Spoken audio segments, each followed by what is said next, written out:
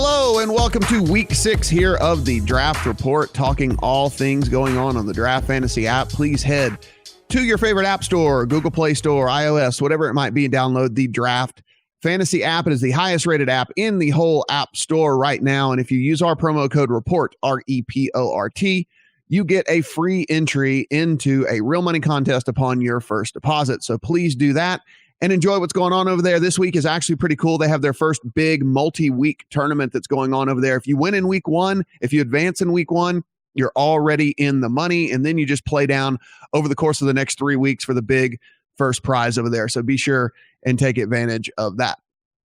Okay, talking some quarterbacks here in week 6, and there are some that are going to stand out and just be incredibly obvious. Do I have to tell you that Aaron Rodgers is a good play every week? I do not.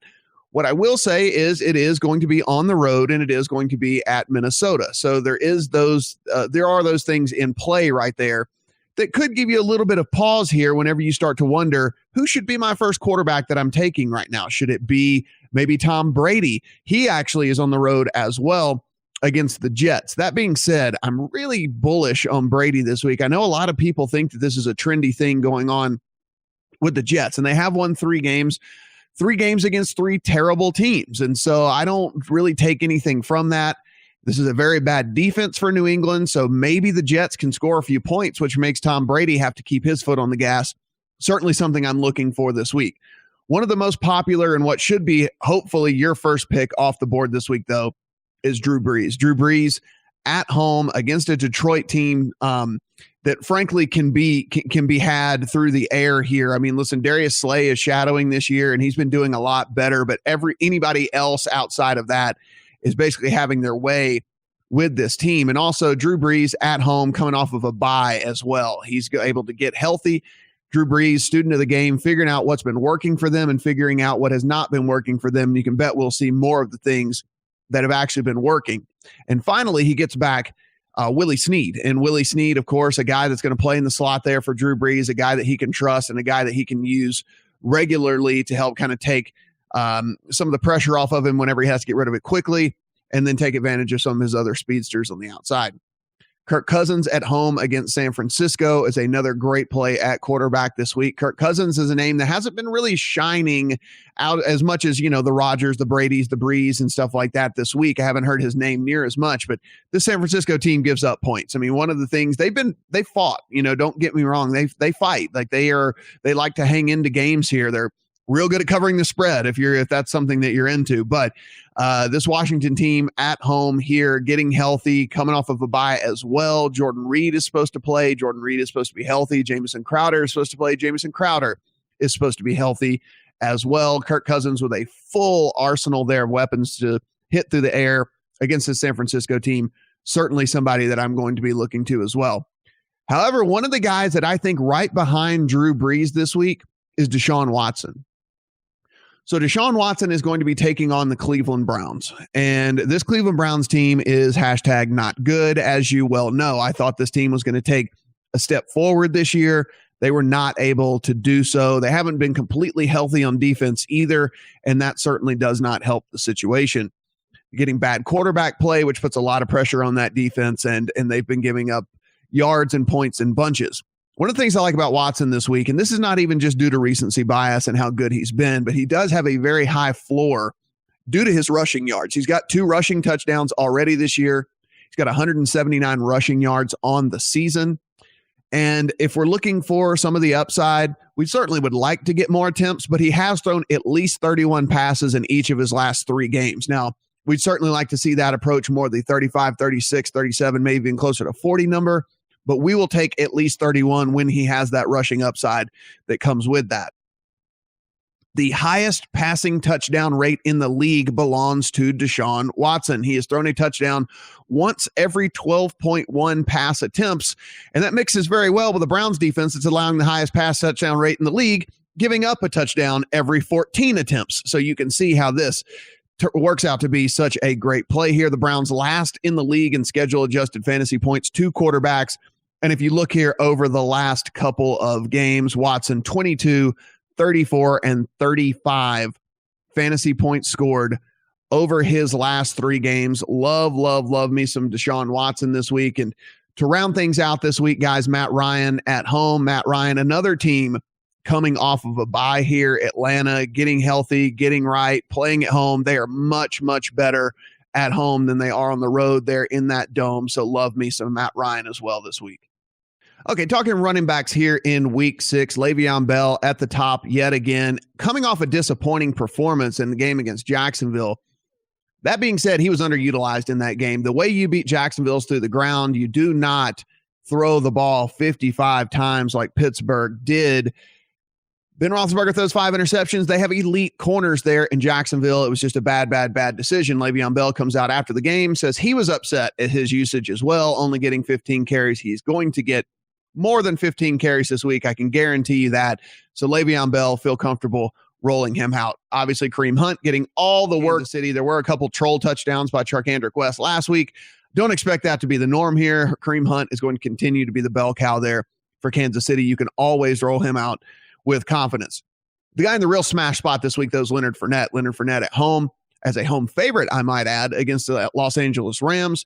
Los Angeles Rams, the way you beat them is through the ground. You don't throw the ball against them, and you certainly don't throw the ball against them whenever you're the Jacksonville Jaguars because you have Blake Bortles as quarterback. You try to keep the ball out of his hand as much as, off his arm as much as humanly possible, and that is what they are going to do with Leonard Fournette.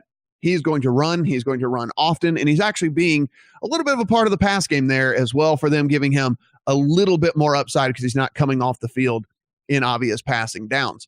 Well, Todd Gurley laid a complete egg last week. Again, another guy that was utilized incorrectly, only had 14 carries, certainly should have had much more against Seattle. That's the way that you beat Seattle. Seattle tried to give that game to the Rams, just didn't work out. Todd Gurley's going to get back on track this week because, again, you would like to think that the Rams coaching staff took a look at how Jacksonville plays. If you try to throw against Jacksonville, especially with your second-year quarterback in Jared Goff, things are going to go poorly. You have to keep the ball on the ground. You have to utilize Todd Gurley, and you'd have to try to squeak out a win, an ugly win, which is what I expect to happen here in this one. One of the other big guys here, I mentioned Matt Ryan in the quarterback piece. I love his running back, Devontae Freeman, this week. Devontae Freeman going up against the Miami Dolphins at home here. They are, if you look at Freeman, double-digit fantasy points in all 4 games that they have played this season. He's got at least 2 receptions in every single game this season. So, again, another way that he can help you out there. At least 1 rushing touchdown in every single game this season. I don't have to tell you that touchdowns are king.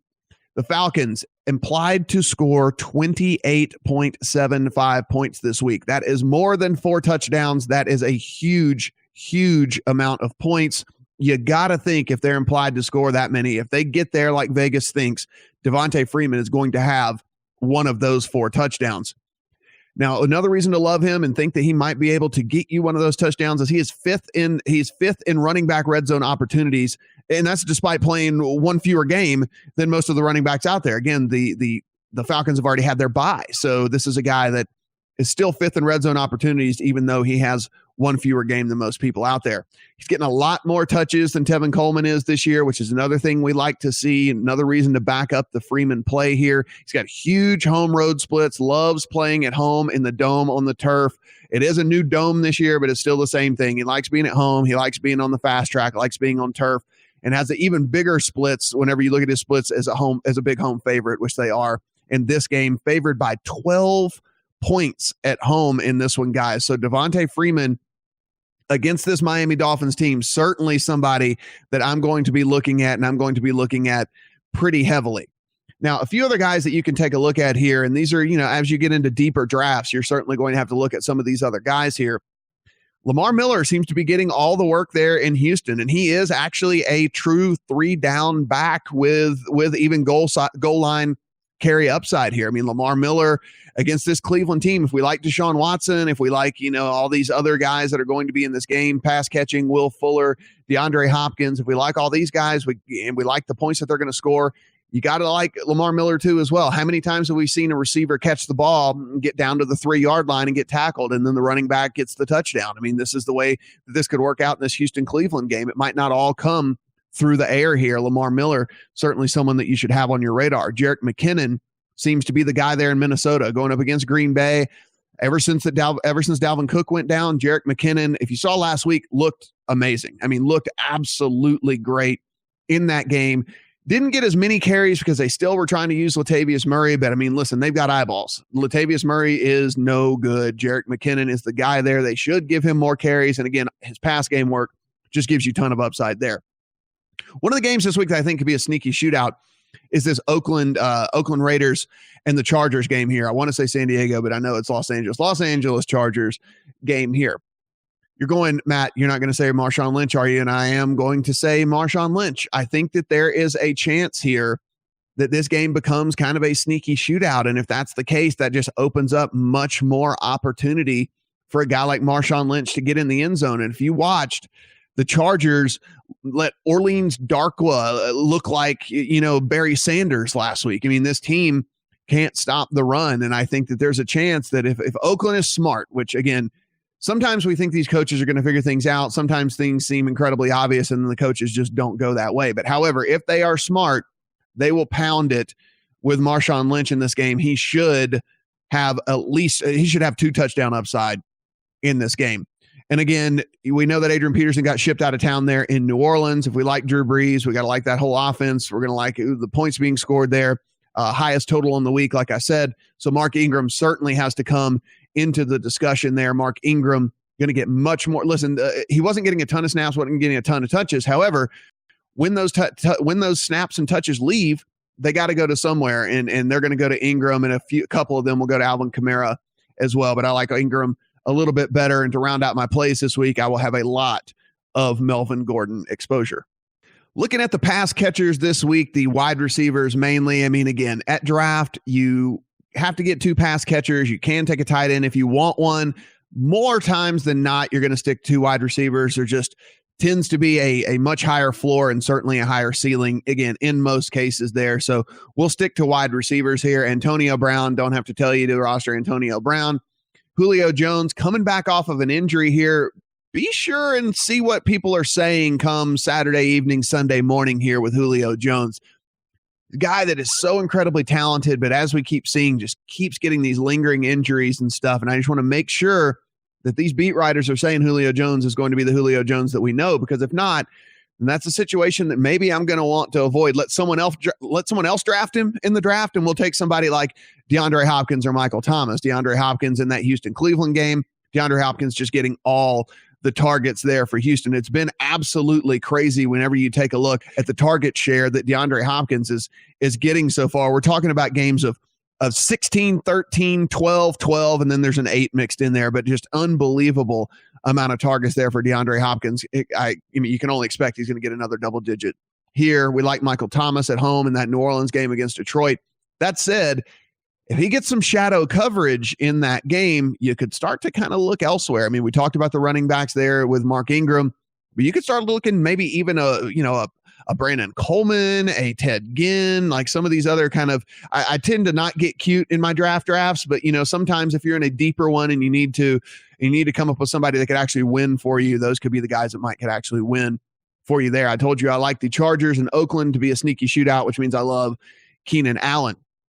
One guy I am going to fade this week is Mike Evans. I love the talent. I love everything he brings to the table. That said, at Arizona, and he's going to be shadowed by Patrick Peterson.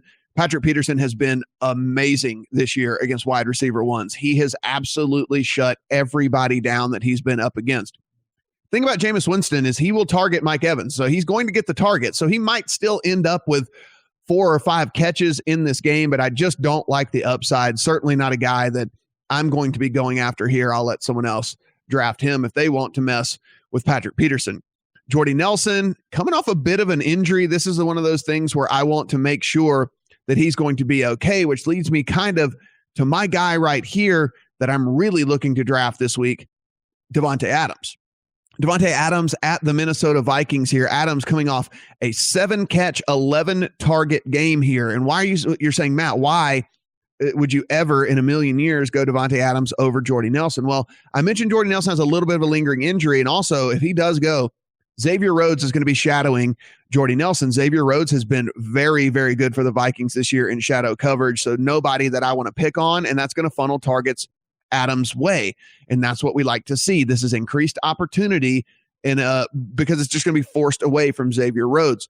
One of the things we like about Adams as well is in just any normal situation, he's getting just under 8 targets a game, 7.8 targets per game, and already has 10 red zone targets this year. That is the second most red zone, and actually has the second most red zone receptions amongst wide receivers as well. Aaron Rodgers is throwing at least 40 times every single game, so there's a lot to go around there. So a lot of reasons to like Davante Adams here. Now, again, that being said, make sure that Jordy Nelson plays, because if Jordy Nelson doesn't play, then Davante Adams is going to get the shadow coverage from Xavier Rhodes, and then that's going to be a stay away there. Everyone's going to go to Brandon Cooks in this New England game. And I got to be honest, I like Chris Hogan better. I like the floor that Chris Hogan brings. I like the route tree that Chris Hogan runs. And I like what Chris Hogan brings from a touchdown equity standpoint. If you look at what Tom Brady has done, he likes to look at Chris Hogan in the end zone. He scored a bunch of touchdowns this year. I think that doesn't change. I like Chris Hogan a lot going over there against the Jets. Look at this Miami Dolphins game against Atlanta. We expect the Dolphins to get down badly, which means they're just going to have to throw the ball every single time. Now, it is Jay Cutler throwing the ball, so we understand that our upside is a bit limited there. That being said, if Devontae Parker can't go this week, Jarvis Landry jumps up to somebody that I'm going to be considering pretty heavily, especially even in like a head-to-head or 3-man, something like that, because I just think the floor is so incredibly high. He's going to see, upwards of 14, 15 targets if Devontae Parker doesn't play. So again, that's just something to keep an eye on as well. If we think that New Orleans is going to succeed, and if we think that they're going to succeed by scoring a lot of points, that has to be in a high-scoring environment, which means we have to like Detroit on the other side. We got to look at Golden Tate. Think that he is a guy that probably matches up best against this New Orleans defense here. Golden Tate could be peppered with targets. We target wide receivers against Green Bay every time they play. So give me some Stephon Diggs if he is deemed healthy. If not, Adam Thielen is going to get a lot of love from me. I'm going to be going after him a ton in that game.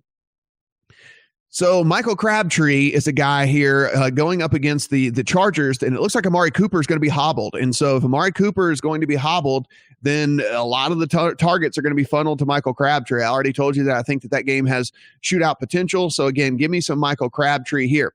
If I hate Mike Evans, I don't think that Tampa Bay is going to get shut out against Arizona. Obviously, teams have been scoring points, and what they've been doing is just going away from Patrick Peterson, which gives me Deshaun Jackson as one of the guys here that I think could hit a home run a couple of times this week. I think we could see Deshaun Jackson with over 100 yards and even a couple of touchdowns as an upside for him. And the only thing I'm going to stay away from this week is the Denver pass defense, the Denver pass offense. This New York Giants team is absolutely miserable at this point. They've lost everyone. They just released their injury report. They've already got like a dozen guys that have been ruled out this week. I just don't think that Denver's going to need the pass offense all that much in this game. And therefore, I don't think the upside is really there for Demaryius Thomas and Manny Sanders this week. So a couple of guys that I'm going to be avoiding. Okay, that'll do it for this week, guys. Be sure and come back week 7. We will go through all the plays over there on Draft Fantasy. And again, head to your favorite app store, be your iOS or Google Play, whatever it might be. Search for the Draft Fantasy app, download it, and use the promo code REPORT, REPORT. When you do that, you are going to get a free real money entry upon your first deposit. Again, big contest over there this week. You want to be a part of all that, and it's just really cool, really fun. No salary cap, none of that stuff. So if the guy's available, you can draft him. You don't have to worry about fitting him in under any certain number, any of that stuff. Draft is a cool new way to play daily fantasy and a great way to supplement your other salary cap sites that you're playing. I'm Matt Brown. I'll be back here in week 7.